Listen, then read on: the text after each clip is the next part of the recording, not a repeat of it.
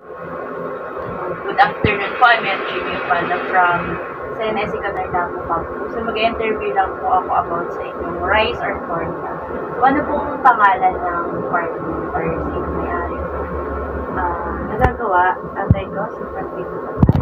Ako lang madalas na nagmamanage ng mga nagawa. Ito yung mga nakadun sa papel or sa So dito po tayo muna sa general farm information. So ilang hectares po yung land na ginagana ng rice farm? 3.5 hectares. Ay, isang ano. And ilang years na po kayo nag-engage ng rice farming? Itong una namin ginagawa na 1.5, nasa 10 years na yata. Pero itong bago na nadagdag, na 2 hektarya, nasa 3 years pa lang siya ginagawa. So, bali 13 years. Anong variety po or anong uri po ng palay yung tinatanim? Depende. Depende minsan sa bigay ng TA. Kasi doon na kami umaasa. Tapos kung nabigay ng TA, dinadagdagan na lang namin. Kasi ibigay mo, hindi naman sumasapat dito sa kailangan namin taliman. So, dumadagdag pa rin kami. Kasi sa isang hektarya, ang kailangan namin, gumagamit kami na nasa 40 kilos sa isang hektarya lang yun. Ay, ang sa nabigay ng DA ay nasa 40 kilos lang. So, kailangan namin talaga magdagdag. Kaya, dito huli, hybrid kami, bigyan ng DA. Pero dahil wala kang makuha ng hybrid na sa nung nakabigay ng DA, inbreed yung iba namin. Yung ano po ba, yung rice farming, kapag may-ari nyo po or inuupahan nyo lang? Hindi kami nag-uupa. Pinapagawa na sa amin. Parang may nagpapaano ng house na yun. Kami nag-uupa. Sunod na po natin ay sa planting and production practices. Anong planting method po yung ginagamit ninyo? Patulad na, halimbawa po ay sa direct seeding or transplanting. Transplanting kasi dinadapo. Pero may problems naman po kayo na-encounter dun sa pagtatransplanting. Oo, madami. Lalo kapag inaabot ng tagulan. Ano pong mga solutions ang ginagawa niyo? Solution? Wala naman totally talaga solution kapag inabot ng ulan. Halimbawa, dapog pa lang. Or naitalok mo na. Tapos umulan. Ay madalas kasing area namin bahain. So kapag binaha yun, wala ka ibang solusyon na gagawin doon dahil matutunaw talaga yung tanim. Kundi, mag-replace ka ng panibagong tanim. So, pangalawa po is, anong seasons po nag-grow yung rice? Halimbawa po is wet season, dry season, or both? Same lang.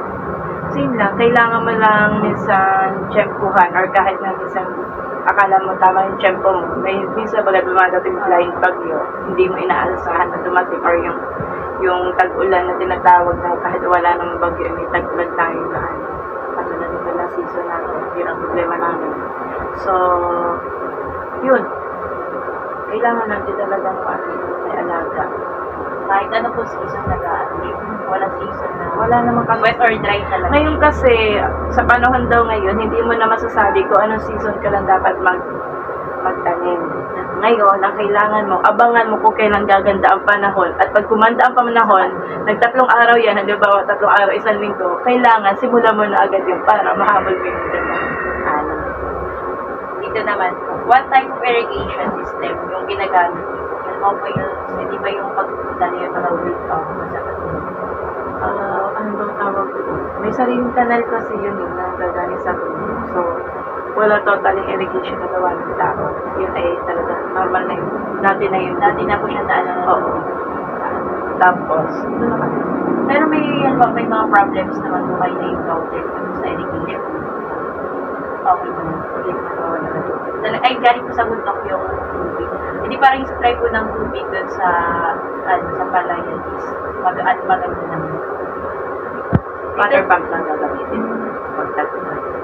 Dito naman po sa input usage and cost, ano pong fertilizers yung ginagamit ninyo? Organic po ba, chemical, or Panos? 1440 at urea. Yun ang gamit namin. Nagamit kami ng organic, katulad ng kanaan. Yung kanaan, di ba organic ito? Umuso ito dati. Gumanda naman. Kaya lang, kailangan pa rin ng suporta ng 1440 at urea.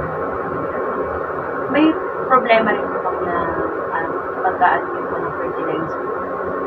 magkakaroon ng problema yun, halimbawa mali yung timing na paglalagay mo. Kumbaga, para sa urea. Ang urea, pag nilalagay mo, hindi ka pwede maglagay ng, tawag dito, may time kasi yan, na pag nagkamali ka ng lagay, maninilaw yung palay mo.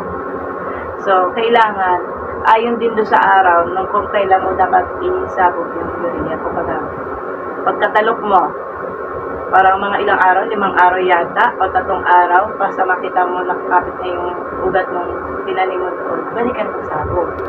Para hindi siya, minsan kasi naninilaw yung kapag puno sa abo. Or isang linggo, yan, masasabog ka na abo na yan.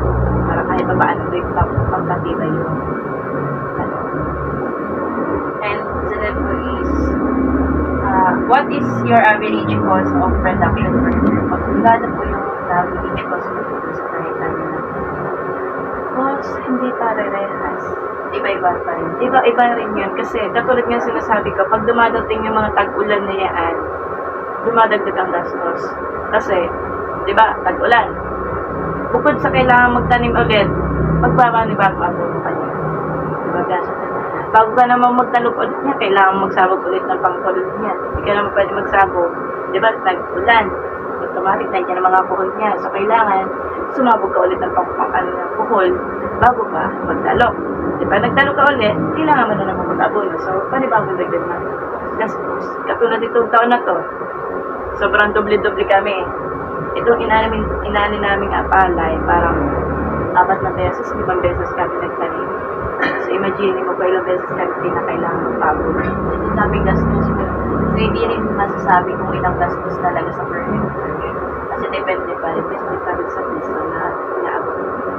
So that is, where do you buy your farming inputs? Like po yung seeds, fertilizers, pesticides, Parokan kami sa labo. Kaya, Dito po sa kaya natin yun. Next na po tayo sa harvesting and post-harvest. Ilang beses po kayo or how many times a year do you harvest rice? At twice a year. Anong po ito? Yung month madalas, depende. Minsan may ali kami ng March, minsan may ali kami ng April. Ngayon, may inabot kami ng May kasi gawa nga sinabi ko sa'yo na ilang beses kami nag-tanim. Kaya may inabot na ng April.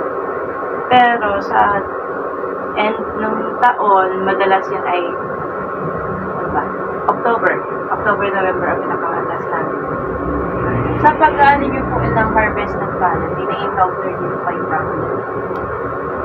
Wala pa na. Ang mahina ang ani, oo. Kasi minsan depende nga yun sa panahon din.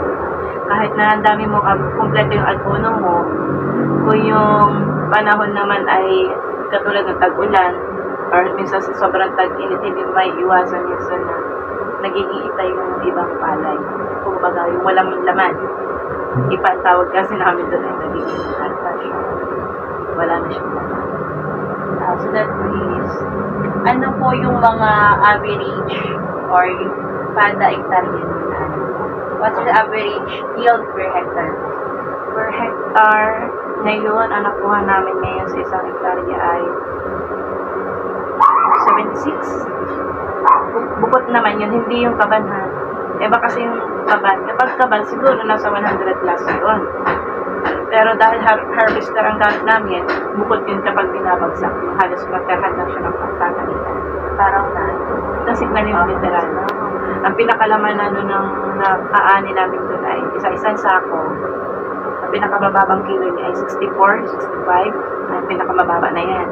Pinakamaraming naman na ay nasa 72. Ang naman na isang sako. Kapag kaban kasi, nasa 45 lang ang pinakamababa. ano naman po ang paraan, ano po yung paraan na ginagamit yung sa pag-aani or pag-feed ng harvester? Harvester po talaga ang mag-feed. Di ba dati po kasi may panuman na rin yun na? Nagtitracer kami, halimbawa, dati tracer talaga kami, pero nung nagkasakit na yung tatay ko, ako na yung naiwan mag-isa, so hindi ko naman kaya mag-tracer. Ay, ikaw na rin po ang nag-aani talaga money. Before, nung magkasakit yung tatay ko, ako talaga, buong taon yun, ako talaga yung pinaka-nag-manage. Kaya, naging harvester yun. Kasi hindi ko talaga kakayanin mag-tracer mag-isa. So, ibig sabihin po, hindi ikaw yung mismo nag-iiit na may ano talaga siya. Hatis po ka. Tapos May sarili kaming, ang tawag dito, pang-diig. Tinatawag-tawag yung makina na pang, talaga, pang-diig. Kaya lang, hindi nga kakayanin na ako lang yun. So, kailangan ko ng extra pangmaraan para mapadali ko na. Pero may tao rin po nag-ano siya na gaan lang nag-iiit yung malay. Or yung ano talaga. Yung operator ng machine. Ayun na rin po. Machine po talaga nag-ano yung dati baga po kasi merong yung ano talaga. Gigiit. As dito na po tayo sa atin, sa marketing and sales po. Where and how do you sell your rice po? Sa local market po ba or sa cooperative o sa wholesale po? Wholesale. May laksa. Doon lang po yung bagsakan yun lang. Dati, nag-try kami dito sa nag-harvest sa amin. Palay, kaya lang ay hindi matino. Kasi at ang baba na nga ng presyo ng palay, kami pa yung tinataga, kumbaga. Kay Lacson kasi kahit pa paano, binibigyan kami ng pakonsuelo ba sa presyo ng palay. Yung kung hanggang kaya niya, dagdagan para kahit salapi lang. Mahalaga sa amin yung salapi ay sa kada kilo. So, kapag dinagdagan nyo na yan, halimbawa, 14. Tapos sabihin niya, sige, gawin natin 14.50. Mahalaga na yun sa amin eh. So, masaya na kami doon. Di ba? Kami. Isa pa, ang kagandahan kung bakit doon kami. Yung isa kasi kumukuha sa amin, yung tao nila, gusto nila kami pa magbabayad ng sako. 5 piso kada sako. Ay, di ang laki yung kawalan na nun sa amin. Di ba? Halimbawa, sa 100 sako, di magkano yun? Yung 5 piso, di magkano lang punta sa kami. Babay namin. Di ba? O, tapos ang resiko nila, hindi katulad ng resiko kay Kuya Lali na kapag maganda ang palay namin, less yung resiko. Eh sa kanila, kaya maganda, kaya pahangit yung palay, 3 yata ang resiko nila o tapos na magbabagage na po nila. Ay, may maghahakot din kami, galing sa field na yun, palabas. Magkano bayad namin doon? 30 pesos. Tapos magbabayad pa kami sa nila, kaya hindi na kami Lacson talaga. Doon na po. Pero po yung pag-ano yun po, pagbebenta nyo, pinaprocess nyo. Tignan. Na. So, meron din siyang problem po na pag nagbebenta kami, problem din na. Matatawag ang problema yan. Siguro naman kasi sa lahat ng negosyo, dumadaan din naman sa gayon. Hindi ko masabi kung problema talaga siya eh. Nadidili ang bayad. Hindi na po yung bayad sa inyo. Pero sasabihin mo ng naging utang talaga namin, hindi na nababayaran.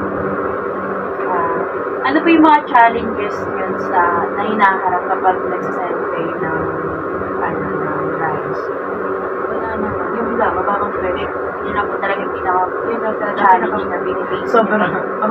So, paano po yun? Halimbawa, yun na po yung problem guys. Halimbawa, yung binarating na kayo. Tapos mababang kayo. Halimbawa, ganyan. Katulad dito. Noong nakaraan week, ang buha ka sa akin ay 16. Kahit na ito si Harvest na, ang pick up na niya talaga is 14. Doon sa dinadala namin 16. So, gagawin ka nila. Ngayon, ang presyo ng palay, this nagkahaka sa amin ay 12 na lang yata. Sobrang baba na. So, sabihin natin doon sa kabila, baka yun ang mga 14-15 ta. Pero hindi na namin binenta kasi nga, mababa na bagay palay. So, ibigulad na lang namin para pasalit. Sa pangsalit na. Hindi na lang binenta sa isang hektarya. Yung average selling ng price ng price per bag or kilo, magkano? Average na 1 kilo? Isang sako? Yung average selling price per bag po or kilo. Sa kilo nga, sa 1 kilo, 16 yung huli namin benta. So, i-times natin yung sa 65. Wala akong pag-kilo. Pakalkil mo na, para malaman natin sa 1 kilo. 1,000 something yata. 16 times 5 po. 65 times 5 po. 65 times 60. 1,000. Ano po yun? Per sako na po. Ano pa po yun? Hindi pa kahit na ibaba mo kasi yan, sabihin natin na 60. Sabihin natin 60 times 16. Pinaka ako na yan. 960. Sabihin natin na yung 60, yung binenta ko ng palay dito sa isang sako. Sa isang hektarya ay 36. Yun yung pera namin. Ano po ito? Yung isang... yung partida lang namin yan. Ilang sako po ito? 36. 36 na sako na po ito. Ay, ano rin pala po, ano ba, ay, pero ano na po yun yung palay na yun? Or, Hindi yung lahat na yung pala, hindi yun. Amin lang yan, partida lang namin. Sa inyo Pero pala. kung siguro, isasama ko yun doon sa lahat, pangkabuuan na 76. Yan na yung ano. 960. 976 isa ako. So, yun na malaki. yun na yung pinaka po. Pero depende pa rin po sa price, pwede pa rin po itong maglaki na, Pwede maglaki, pwede mag-ed. Kung inabot namin nung nakaraan yung 20 at 19, hindi magkaganda sana yun. mas malaki po yung ano, treasure ng first Sana. Kaya lang, na-late nga kami gawa ng panahon. sa season din po. Kaya kapag season ng ano, mahal ang ano na Dapat kasi yan, sumasabay ka sa season kung kailan dapat yung itatanim mo. Para pagdating ng i-harvest niyan, dating ng buwan na i-harvest niyan, mataas kasi yung unang season ng harvesting. Mataas pa yung presyo mo. Pero pag nag-uubos din yung palay, ito ba ba? maganda po pala sa pag surplus parang italagay po kayo. So dito naman po tayo sa support, training, and financing po. Meron na po ba kayo na-receive or any training sa pag-rice farming? Natin naman kami ng mga patawagan dito. Sa anong organization? Ano ba yun? Sa DA mismo eh. Ay, Hindi ko alam kung pag matawag. nagpatawag na Oo. po yung TA, doon na po kayo na. Oo, kasi ano to, may samahan sila natin ng mga farmer, diba? Mga farmers, so kapag may mga project ang DA, or halimbawa ba orientation na tinatawag, or ba training na tinatawag na yan, natin kami kapag meron kasali. BGC naman kasi sila, o halimbawa sabihin, o dito, sino yung pwedeng mag-training dito, ganito. Pag halimbawa available ako yung madalas na natin. Pero kapag dito na locations na talagang si tatay, Wait, pag dito na. Pero pag sa ano sa ibang lugar, ako na. Pag tulad ng sa may Gomamela, natatad na ako dyan. Sa may Puntado, natatad na ako dyan. Yung sa Mabilo, nag-half-day na ako. ay holiday po. Oo. Tapos pag nag-training po kayo, actual po na nag-ano sila na actual nila nagde-demo. Madalas ang patawag nila more on ano ay about sa fertilizer or mga gamot sa pwedeng gamitin sa mga gamot. Pero may na-attendan ako ng actual sa field, yung pagde-demo naman kung paano gamitin yung inimbento nilang pangtalok, yung pantanim. Yung Parang mabilis sa sinunod namin yun eh. Yung hihilahin mo siya, tapos tutulog hila. na-try nyo na din po yun. Matry namin yun, pero dito sa dano namin, hindi siya capable kasi nga eh. Malalim yung dano namin eh. May So, part pa dyan na mailalim na hanggang pula-pula mo. Pang mababaw lang. lang siguro. Parang di pa rin siya talaga capable sa mga rice farming. Parang Siguro kung may makaka-invento ng katulad niya sa mga harvest na may malalaking gulong. Parang nagro-roll lang siya. Alam ko dati yung Mr. Sherwin, pinaplan niya dati na gagawin ng bago. Kumbaga gagawin niya parang hinihila mo siya habang nag-iikot. Habang hinihila, nag-iikot. Sige siya natusok na din natusok. mas mabilis. Siguro alam ko nagawa na nila yun. Pero yung sa amin po, yung sa ganun, ano po, mas mahirap, mas matrabaho po or mas napapalit. Madali kasi ang isang daan niya parang nasa 8 natusok na yata. Parang na isang ganyan kasi dinadaan So, sa yung labas napapabilis po pa rin pag-process. Sana. Tsaka kung ang dapat, nadapog mo nun, ay yung nasa flat na madaling tanggalin yung lapog, ay kami nilalaplap eh. So, hindi siya talaga advisable dito sa amin. Parang sa iba, advisable, pero sa Yung sa iba kasi ang ginagamit nun, kaya magandang ilagay doon sa flat na yun, na pagpasok pang talo. Sa semento na may plastic or may dahon na saging sa ilalim, doon nila pinatulog yun. Kaya pag tinikan nila, i-roll lang nila itong si Dapo, may ilalagay nila ilalagay nila doon. Oh. Pero dito sa amin kasi, Dapo, so kailangan namin sukatin muna itong sa space nilang na paglalagyan, nalalaplapit sa kanila nalalaplapit. Tapos pag sobrang kapal ng putik, baka kailangan bawasan pa. So, meron na po kayong na-receive na any form or credit or financial assistance for rice farming. Yung pautang mo sa farmers. Ayun na po yung parang Meron na din, halimbawa ay sa mga, di ba may mga pangyayari sa dana, may insurance kasi sila. So, kapag ini-apply mo yun sa insurance, halimbawa, katulad ng nabaha, Pag may mga typhoon kasi yan, mas malaki ang makukuha mo.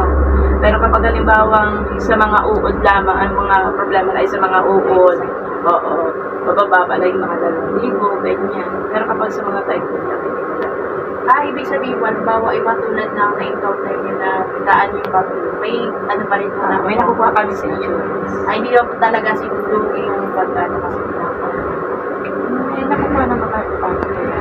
nakakapag-ano naliles pa yung Nababawi yung ano, hindi katulad ng tatay ko, nakuha niya yung sa insurance niya na yun. Alam mo, nang ginawa niya, yung sigita, tinuloy namin agad yung kay Paraon. Ibinilihan na agad namin abono, pataba. Kahit hindi pa siya nagsisimula magtanim noon. Yun na kasi yung nauna niya talaga. Alam niya, dun yung gagamitin din yung pera niya. ano lang nakalaan talaga yung pera. Kaya binili din niya agad yun. Kaya sabi ko, tabi mo yan na, at kailangan natin. Kailangan kasi mag-sibol na. At pinapasa rin po sa Kailangan mag-report sa insurance. Kailangan. So, what kind of support would most benefit po sa magra-rice farming business? Support na sa mga Mga benefit. Yeah, mga bata. Mataba, nabigay sila minsan na benefit. Kung may available na mga katulad niya 14 at urine niya, nabigay din sa DA niya. Yan ang hindi nawawala sa DA. Kaya lang, kung ano yung available na dala ng DA. Pero ano pa po walang available na dala ang DA? Kayo pa na po kayo? Oo, pero hindi naman nakawalan talaga yan kada karakter. Kaya, Meron pa. meron siya. Ibig sabihin talagang may nakalaan sa inyo. Para sa mga farmers kasi lahat yan, nationwide naman kasi ito kaya kahit pa paano. Minsan nalilig lang ng dating, pero dito madali ito. Naawit natin. So, yun lang po. Maraming salamat po sa inyo sa pagbibigay sa akin ng kaalaman tungkol po sa rice farming ninyo. So, marami rin po ako natutuhan sa mga pagra-rice farming. Although nakakaranas na rin po ako ng pagra-rice farming sa amin kasi ng pagtatanong. Naranasan ko rin po kasi sobrang hirap ng pagtatanong yung paano ka sa ano. Pero ano po, sa paggagan po is maisip mo talagang hirap ng mga farmers na yung iba talagang nagaan sila na sinasabi mura yung bigas pero pagdating sa market ng mahal na yung bili nila. So maraming salamat po sa inyo. Welcome. Sana makatulong ako. Thank you.